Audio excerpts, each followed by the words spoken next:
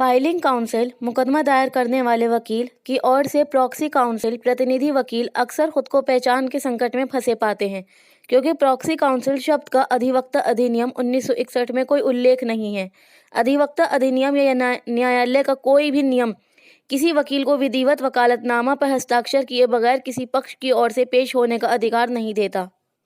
Supreme court के 3 न्यायाधीशों की पीठ ने 2004 में स्पष्ट शब्दों में कहा था कि ना तो कोई पक्ष और ना ही कोई अधिवक्ता प्रॉक्सी वकील नियुक्त करने तथा अदालत का समय बर्बाद करने का हकदार है। एक साधारण चेक बाउंस से संबंधित विशेष अनुमति याचिका संजय कुमार बनाम बिहार राज्य और अन्य के मामले में वकालतनामा दायर करने वाला एडवोकेट ऑन रिकॉर्ड औपचारिक तौर पर एक वकील नामित करने में असफल रहा था और उसने पेशी के लिए बदले में प्रॉक्सी वकील को भेज दिया था। तब कोर्ट ने कहा था, प्रॉक्सी वकील के नाम पर कोई भी अर्जी, फर्जी, अतकजरा वकील जिसका अधिवक्ता अधिनियम 1961 या सुप्रीम कोर्ट रूल्स 1966 में अता पता नहीं, उसे अदालत की प्रक्रिया का मजाक उड़ाने और दुरुपयोग करने की अनुमति नहीं दी जा सकती।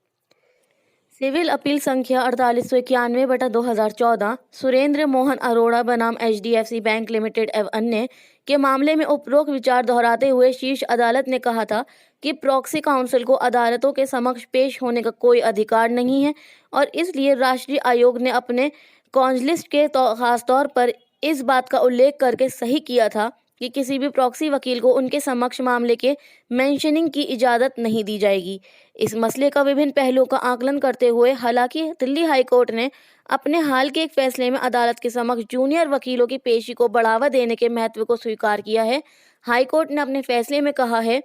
वकालत पेशे में अदालतों का कर्तव्य है कि यह वकालतनामा फाइल नहीं करने वाले जूनियर वकीलों को प्रोत्साहित करे और यदि वह अदालत को सहयोग करने को तैयार हैं तो उन्हें सुना भी जाना चाहिए।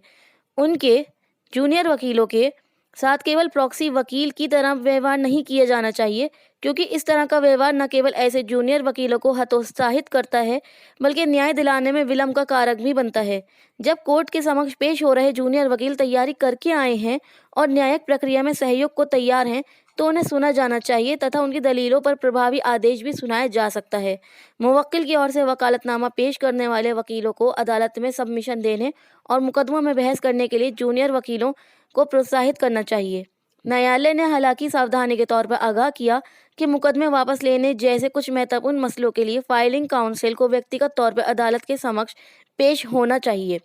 मुकदमे वापस लेने, मुकदमे के निपटारे, संबंधित प्रक्रिया को रिकॉर्ड में लाने आदि जैसे कुछ आदेशों के लिए फाइलिंग काउंसिल का मौजूद होना अनिवार्य होता है।